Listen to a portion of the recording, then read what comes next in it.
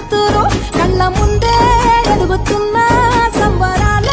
పంట పైరు